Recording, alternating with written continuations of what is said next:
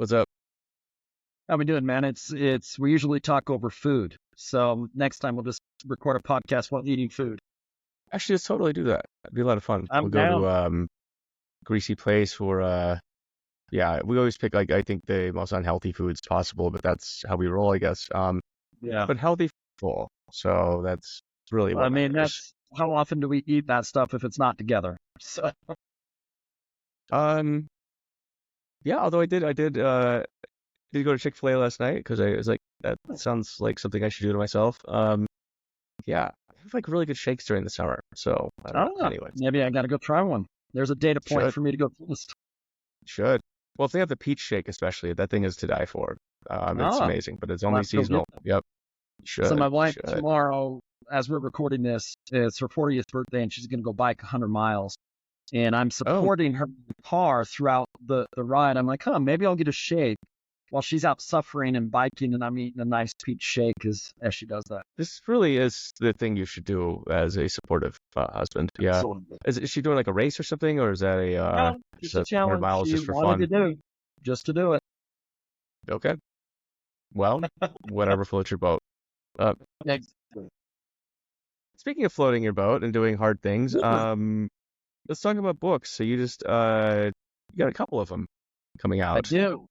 I do. And one of them, they mailed me my copies, I think just this week. My second edition of my very first book I wrote, Be Data Literate, came out. So that one was a conversation between the publisher and I around, well, AI is this thing. Do you write a book on AI or do we just add it into one of the books? And look, I'm not going to be writing about coding a large language model and things like that. So it made more sense for me. Let's just add it into the data literacy book and teach around Mm, that sort of conceptual thing. There are plenty of wonderful books out there on engineering, like yours, right? Masterclass book right in front, right behind your, is that yours behind your head translated?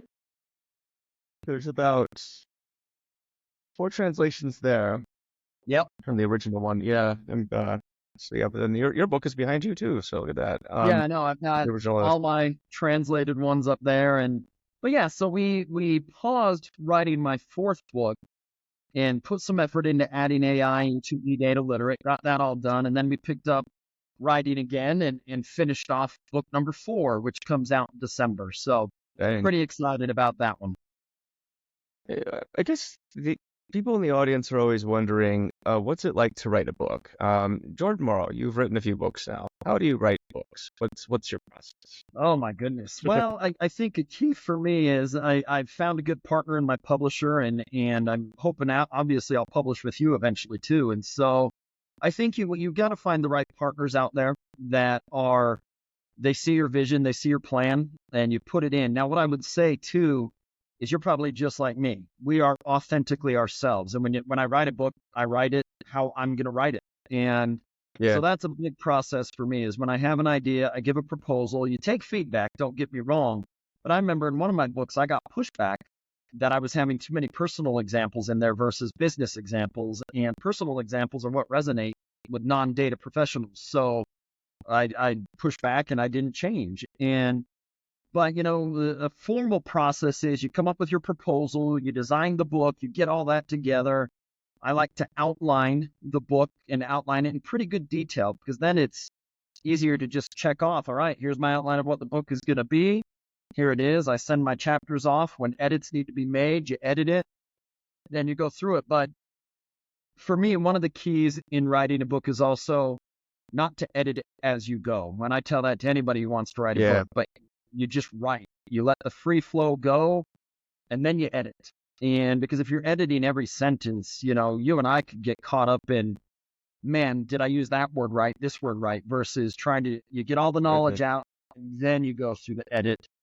And the final thing I'll say, and then I'll actually ask you what your process is. But the final thing for me is you got to plan accordingly. They're not short. I mean, it takes hours to get your ideas down, to be happy with them, to write, to edit, and then obviously getting it all out and getting it on the market.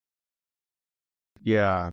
It's a lot of work. I think a lot of people underestimate it. Some people do just fine with it and crank out books left and right. I think it depends on what you what you have to say and who you are. There's different types of books to write. Like the Yeah. ones with personal examples. Those tend to be the story you probably wanted to tell for a while, and now it gives you a chance to do it, and that's Yeah, pretty cool. absolutely. And there's other books are you know uh, hard to write especially I've been looking at the Einstein book behind you that Walter Isaacson did, and that's like a um big book, a lot of research. That's not the kind of book that Absolutely. you would just like write on a weekend, No. because No, well, and you're nailing it. Like my topics are topics that I probably talk about quite often, right? They are not the technical, like your book, for example. When you are going through teaching a master class on data engineering, you've got to be a master in data engineering. You have to know your stuff because yeah, I think you've probably been like me when you're reading something and whether it's on LinkedIn, a blog, whatever it is, and you're like, this is crap. Like, what all the did you time. do out here, right? And especially if they're just generating content with a large language model and not making Yeah. it their own and stuff. So it's one of those that I didn't know I would have a passion to write that I do. I love to write. Like I'm a morning person too, so that doesn't hurt when I could be up before my family writing away in undisturbed time, right? Hmm. Um, but I do think that you find your voice, you find your process, and you go with it. Like you travel the world speaking on your topics. I travel the world speaking on my topics, and I think books for us are kind of a natural byproduct of what we do, of our brands and who we are. Hmm. And I think that anyone who wants to write a book should too. I don't like at least attempt it. If you have an idea, I would say don't worry about critics, attempt it. And if you Yep. find that you like it, great. If you don't, that's okay too. You don't need to be harsh on yourself if it's not something you want to do. Well, especially if it's your first book. I mean, I would say for you to hit it out of the park in your first attempt is, don't expect that to happen.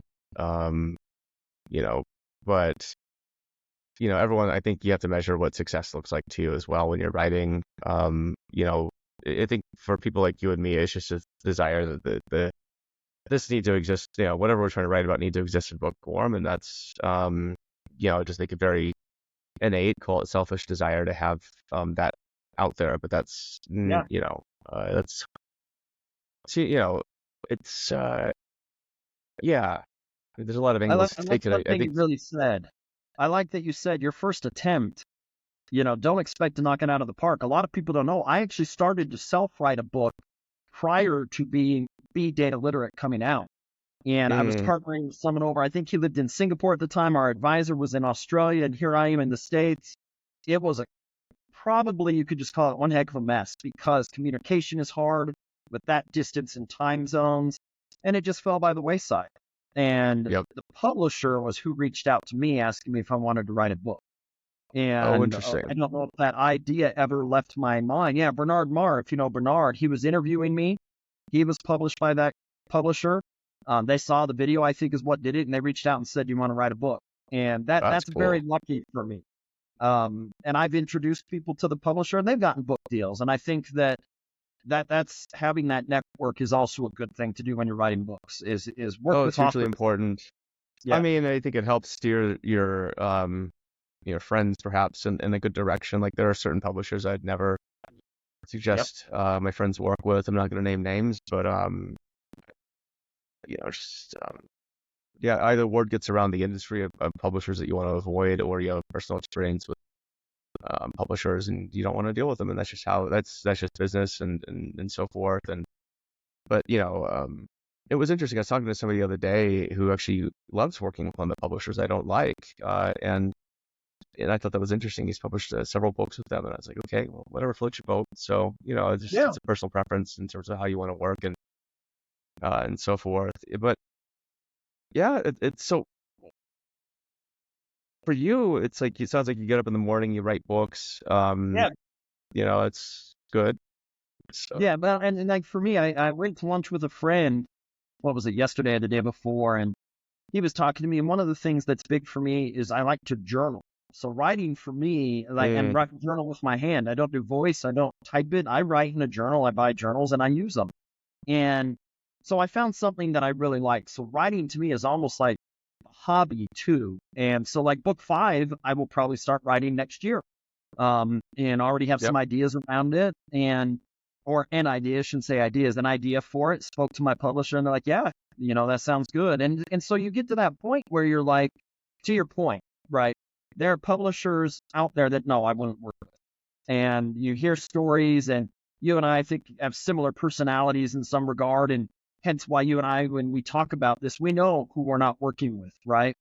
Yep. But at the same time, I do agree with you that that network that you have with people is huge. I remember you had Huge. Soul reach out to me to talk about my experience with writing with my publisher because Hmm. she had a bad experience. And so it's one of those where I hope people are reaching out to us to learn about these processes. Like, because if you've done it and you've gone through the weeds with this stuff, hopefully you can prevent others from having to go through those same weeds.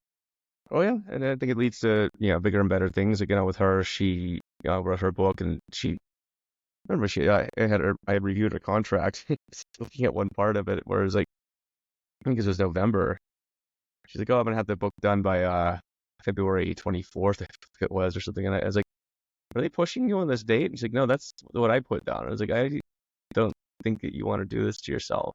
But she had some reason that she wanted to get it done. I think she felt like the material was going to be outdated if she waited any longer, and there's definitely some truth to that. But at the same time, it's one of those things where I feel like if you're going to, if you're going to take the time to write a book, then the book that you're going to be proud of. And I guess, she wrote the book that she's proud of, and it was a good read, and I Yeah. was very proud of her. But I thought that was, I wouldn't have done that on that kind of a timeline. But I know that, she's one of my best friends. I know it definitely stressed her out a bit. So, Yeah. Well, and um, you nailed it. I'm big on creating a long timeline. Having done yeah, 3 published now, edited my first, and now my 4th coming out, it's like, no, for me, I got a big family. I travel like you do. It's like I've got to give me that runway to make it work. And when you've published a few, hopefully it gives you some clout with your publisher to be like, nah, this is my timeline. Um, and hmm and you can negotiate it. And versus, I think early on there was pressure. In my second book, I actually pushed it back more than once. I think it was book 2 or 3. I mm, don't remember. In the process of writing, and mental health and things and stuff like that matter. So it's like, all right, oh I yeah, need to push some stuff back. And if you've got too much on your plate, just be upfront with it. oh yeah. Now you can be like me too, and now started a new thing which I'm not going to announce just yet, but the book that I'm working on will be it'll be on a new imprint, and that also gives me a bit extra time. Like I think I underestimated how much time it was going to take to do a book and how much effort. Because this book's really hard. It's harder than fundamentals of data engineering, I think, by an order of magnitude. But then I was also doing the course, right? So that's something you're not going to skimp on either, because it's Oh, that's going to get a lot of eyeballs on it, and like you have to take that seriously. So it's like, okay, so like book has to take a bit of a back burner because this course has to be, with no exceptions, it has to be the best data engineering course on the planet. That's the standard that I hold, the content that I do too, and you do as well. So if it's not great, um, then take the time to make it great and give yourself the space to make it great. There's no sense in putting out something that's mediocre. So, no. Well, I'm looking forward to your course because I chatted oh, with you thanks. throughout that process. And it's one of those that I really like what you said there. When you're creating your own personal content, I think people also need to be aware it affects your brand, right? It Big affects your time. name. When you put stuff out and people start using it. And it was interesting. Just last week, I was partnering with a company to build content for a company in Europe. And that person did not want to utilize the company I was partnering with from the get go. And so I'm not sure there was a vendetta against it or whatever, but I built this whole big workshop, didn't like it all the way, so change it. So I redid it, didn't like it again, ripped my content. And I was like, look, my response was like, okay, sorry it didn't meet your need. I'm not offended, right? I'm not going to please everybody with what I build. It's totally good if you don't like it. I don't know if the company I was partnering with would ever win because she did not want to use that company. But I also think that people need to recognize if you're going to build content, one, it does affect your name, but number two, you're not going to please everybody. You're just not. I've got critics of things about my field and all that, and that's great. Oh yeah, Okay, let's just have conversations. And it's like Malcolm Hawker. I don't know if you know Malcolm well at all, but oh yeah. he and I You're have welcome. become Yep. buddies. And he is a harsh critic, or has been at least in the past, on data literacy. Oh, And he I'm has like, been. Yep. yeah. And I'm like, that's great, Malcolm. Like, we don't have to agree. You know how I come at it, and that's fine. If you're not a fan of it, that's wonderful. And so he Hmm. and I chat. We've been on his podcast, and it's like, I think if you're going to write something, number one, be conscientious that your face and name are a part of that now. But number two, Oh yeah. you also have to just block out the haters and the critics. And it's like, you do you, and then rock it. Just have fun with it. Oh yeah. I remember when our book was about done, Fundamentals of Data Engineering, Bill Inman, who's written like 65 to 67 books, I'm not sure. But anyway, Oh, a lot so of books. But he told me, just expect that, you know, call it 5% people out there are just going to hate you, and not just your book, but like you, and everything about you. And that's just how it is. And yeah, I mean, I know what you mean. There's, I think for as successful as the book's been, there's definitely haters out there, and that's, I guess, going to be par for the course. And the more you grow your profile, the more people out there who are just going to not like you for whatever reason. And you're going to have to, and if you're planning to write a book, if you're planning to write content and put it out there, just know this is going to happen to you. There's no way around this. If you want yeah. to play it safe and not have anybody have an opinion about you, then don't put yourself out there.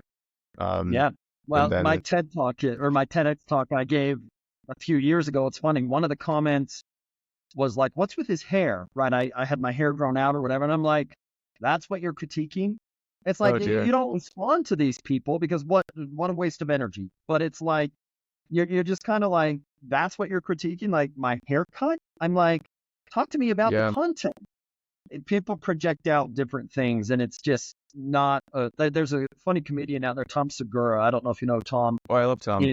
Yeah, Tom's great, and he has this. I think it's a bit, not just part of a bit, and where he says basically, if I'm arguing one side or I have one opinion, you have one. Like as soon as the argument happens, and I might be messing the joke up, it's like, fine, I've changed. I'm on your side now. We're good, because he just doesn't want to argue, and Yeah, yeah, I'm like, you know what? That's not energy or time I have for right now. I'm the same.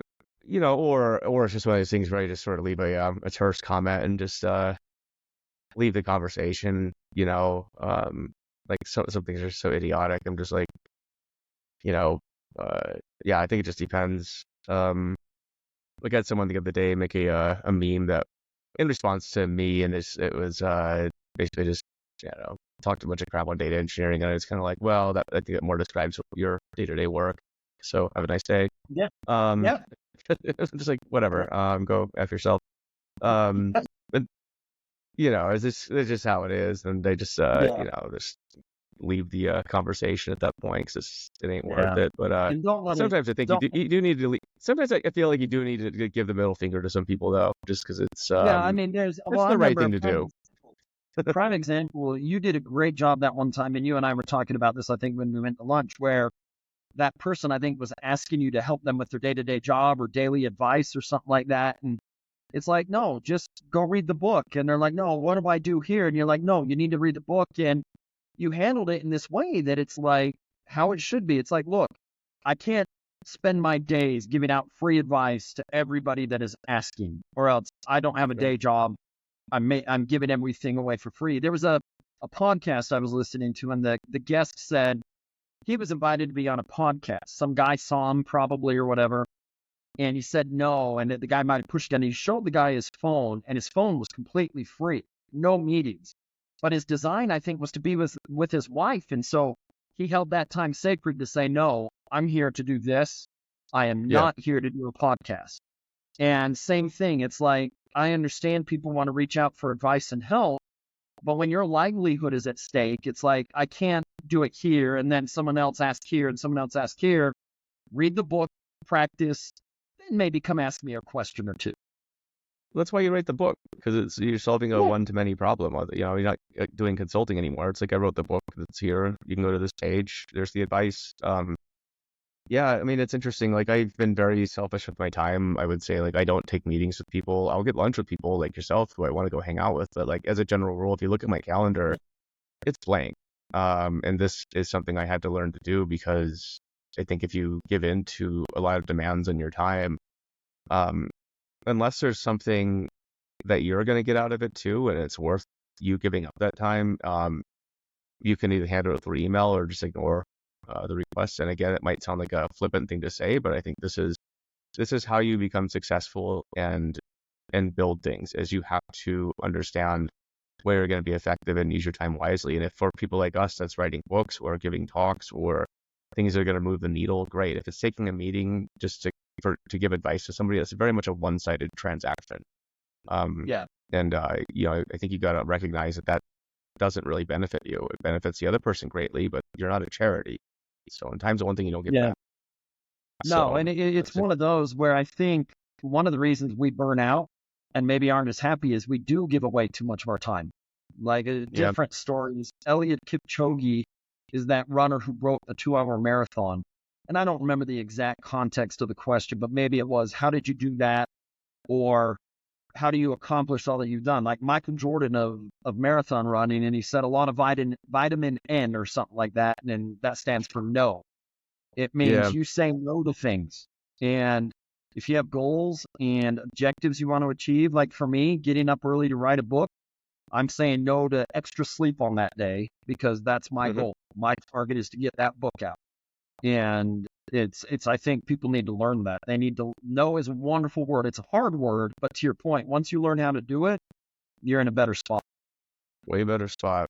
Yeah. I mean, I've had to sacrifice the mornings now for my books. It's like I need to get a chapter out this weekend, another one out next week, and it's just like that means not hitting the gym in the morning. I mean, it's hitting it after, but like first things first. It's that old book, Eat That Frog, I guess. So Yeah. you got to prioritize what you prioritize, and if it's writing, then it's writing. If it's whatever you want to do, like get it out of the way, then you don't, then it doesn't linger in your mind. Like I think for the last few weeks too, I struggled with this. Where it's like, well, I usually hit the gym in the morning, but then that allows all the other things going on in your life to compound. And by 9 a.m. even, you're just like, crap, I got to get all this other stuff done. When am I going to write? And so just like wake up, get the writing done, and then at least you got that out of the way, and you can always go back to it. In fact, it's better because now you have like things in your mind. You're like, oh, let's add that to the book too. Yeah, Because you're gonna find absolutely. every reason in the world to try and avoid it. Yeah. So Procrastination is easy with writing, and writer's block is real too. But I find the same thing. It's like get that hard thing done in the morning because by the end of the day, you've had a whole day of things that have happened that could be on your mind, and the clarity of writing could be harder, right? And oh yeah, so that morning time is a good time to get it out, to ideate as you go throughout the day, write your ideas down, and then the next day, write those new things in. Because I don't know about you, but by the end of the day, you've gone and done so much heavy things and things like that that you're like, I can't write. I'm going to chill out and do nothing. I'll go hang out with a buddy like you. yeah. I mean, do you even remember what you do half the day? I mean, I end the day and I'm like, I have no idea what I did. Actually, I have a pretty good idea nowadays, but I remember when I was in like in meeting mode, like yeah, I would be doing pretty much meetings from like 8 in the morning all the way to probably 6 at night on an almost daily basis, and that was just killing me. I couldn't do that, so It's hard. I just stopped, just put it all. And it's amazing, people. You realize like none of that stuff was actually that important to begin with. Yeah. So Yep. it's Yeah. just, I think Meetings do not equate to effective. Meetings do no, not equate to effective. but but I think for a lot of people, that's their job. Is like they have to have a busy looking calendar in order to sometimes it's legit. Like if you're somebody like Soul, for example, who's an executive, I Yeah. mean, you're going to be in meetings all day. That's how it is. Yep. That's not everybody. And it's, I think another thing I want to mention too with writing is that I'm, so I have an iPhone and the voice to text is getting really good. So I'll actually just pop up Scrivener or actually an iPhone note. And the notes are actually better because Scrivener has syncing issues if you don't do it right. It like works the whole system. But like notes is something I've become a big fan of. And so I'll just, if I'm out on a walk or even driving and there's something on my mind, I'll just dictate it. Yeah. I mean, if you can imagine, you can crank out probably 500 to 1,000 words doing that alone. And then that, you copy paste it, refine it. And I found that's an interesting cheat code for writing, Absolutely. especially if you're more conversational like you are. And my, Yep. my writing style is truly well. Yeah, Like, absolutely. Well, and it's those things. You find those things that work. I think if people think you just literally sit there and use a typewriter, I'm like, no. Like Use your resources. Use the things at your fingertips. Now, I will say this: I am not a big fan of generative models for writing. Like I am a purist. I don't mind doing it for like a blog post or a white paper or even social media at times. When it comes to writing a book, I'm against it so far. Like I want my words to be mine. I want them to reflect me, and you can't guarantee that when you're using those other devices. It's hard. I mean, I know what you mean because I think we all have different writing styles, and an LLM is just one. I think you're cheating yourself out of the experience of thinking through a topic. I do use them extensively. Like I usually have ChatGPT, Claude, and Gemini all open. Yeah. And what I do with that is I if I have an idea I'm struggling with, I'll actually put it in there in all three of them and see what it comes up with. Yeah. And there's a lot of it helps, I think, get past that writer's block, because writer's block typically is you're either scared to write or you're struggling with a topic. And I found this is like an invaluable way to unblock yourself, because it usually comes up with stuff you didn't even think of, and it's like that's a pretty awesome thought actually. Um, Yeah. so I use it a lot for that, and it's been game changing. Like I feel like I just have like a really smart development editor with me the entire time, Yeah, and I'll even feed it absolutely. sections of a book, and I'll just be like, okay, so like critique this part. Tell me, give it a good Yeah, prompt, and it does a absolutely. really good job. Freaking Well, amazing. that's how whole things should work, right? Is they're your partner to help your efficiency, effectiveness, and productivity, right? It's allow it to do what it's supposed to do. Like if I'm building workshops and stuff, and say the target audience is this, I need to look at this. Yes, I could sit there, get my books, or use my brain and come up with ideas. Or I say, you know what, give me a few ideas, and then you can Yep. make it your own and allow it to ideate for you. And I think if Mhm. people aren't using it for that, it's like, why not? Like literally, why not? Like you want to save yourself some productivity hours. Yeah. Let it build some ideas for you and then go to work. That's what you should be doing. Mhm. How much reading and research do you do for your book? Oh my gosh. So I'm constantly reading. Like I've got what, two or three books right now. Either I'm on Audible or I'm literally reading a copy. And so I think like some people might be researching specifically for the book, and I'm what you could maybe call just always researching different topics, different ideas, different things that I implement.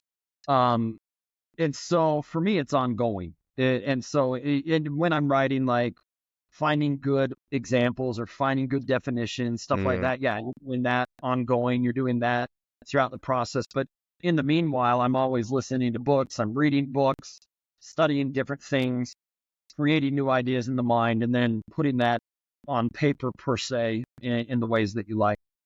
that's super cool. I do a lot of that too. I mean, kind of have like the list of the articles and the books that I want to get out of the way, or sections of books just for research, but then also try and read widely. I think that's where you are able to start combining other ideas that may not intuitively make sense or aren't linearly connected.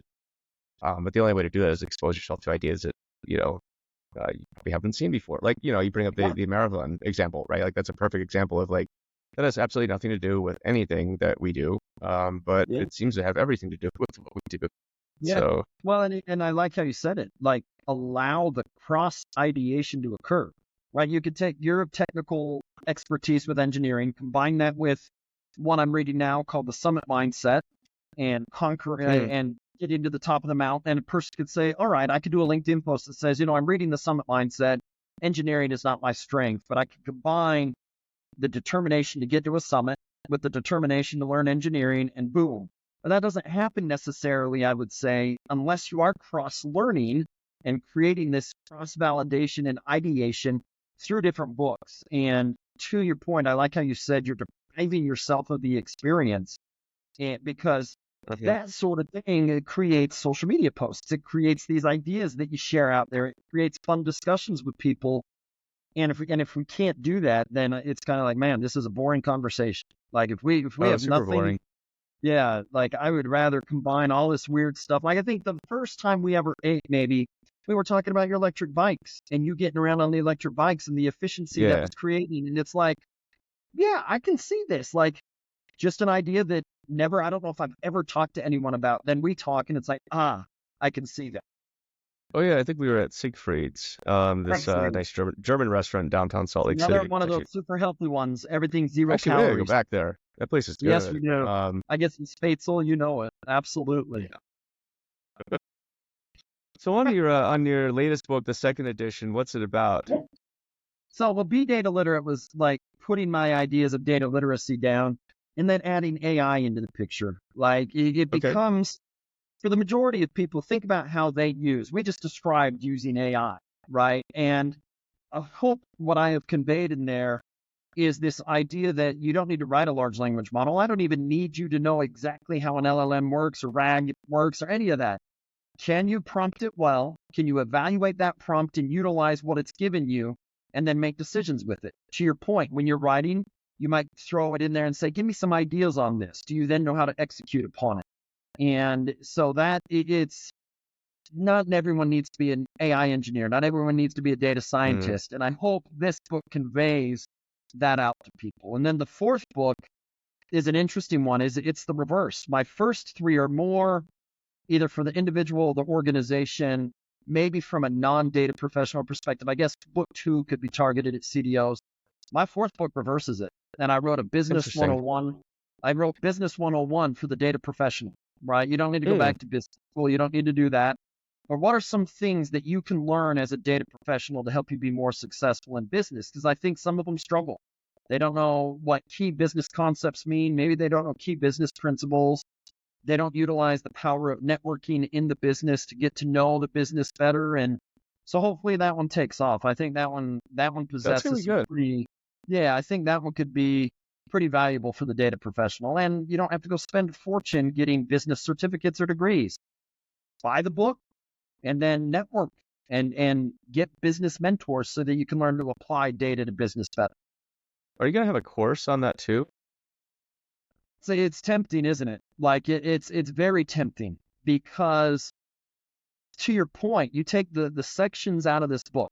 And for example, I have a chapter, I think, on business terminology, just so they get a better idea of EBITDA and cash flow. All these terms that businesses, it's just common if you're a business professional for a lot Yeah. of them. You go say some of this to a data professional, they might not have a clue what you're getting at. They might have a concept, but how does cash flow impact the data team? Well, bad cash flow, you Mm, might be letting go of your data team.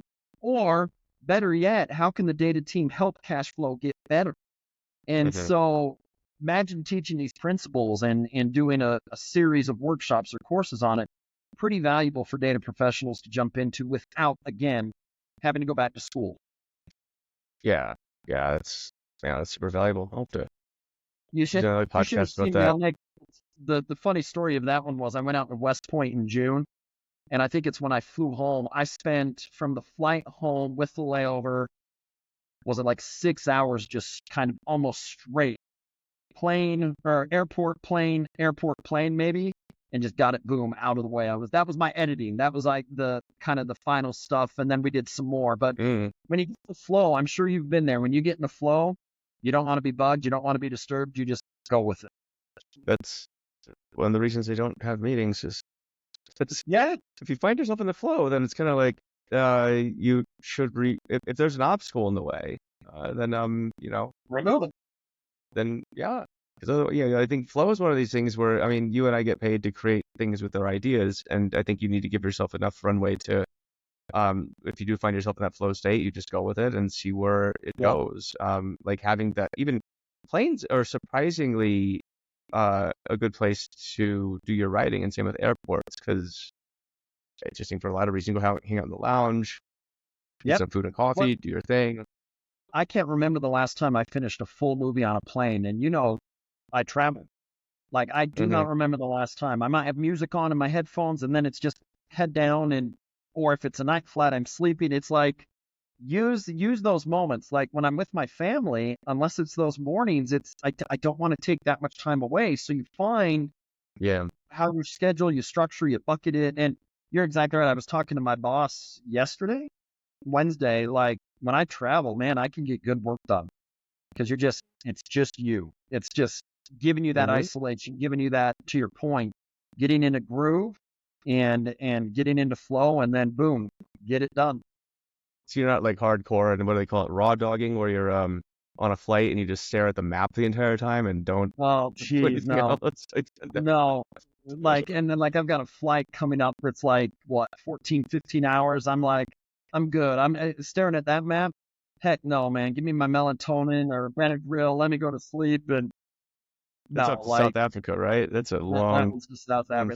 flight. That is a long one. That is, and it's for a good reason, and I'm excited to get there. But nah, man, it's one of those. Let's find a good way to make this time productive in some way.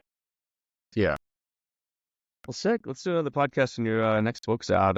Maybe we'll turn into sort of a miniature class on business literacy, and Yeah, happy to that'd be really cool. Yeah, I think kind it's of walk yeah, through the book in and out and show what's in it and teach some yeah, principles. Be happy to, man. yeah. When's it out? December? December. Yep. So at Okay. the beginning of the month, my publisher's over in the UK, so it always launches internationally first, and then the end of the month or later in the month at least, it'll launch US. Okay. I guess that would be U.S. is international to them. That does make sense. Yes. So, well, awesome, dude. Yeah, let's catch up. Get some lunch, and yeah, good luck with your travels this fall. Yeah, I'm you too, man. stoked for you. I know it's Thanks. gonna Yeah, pick up.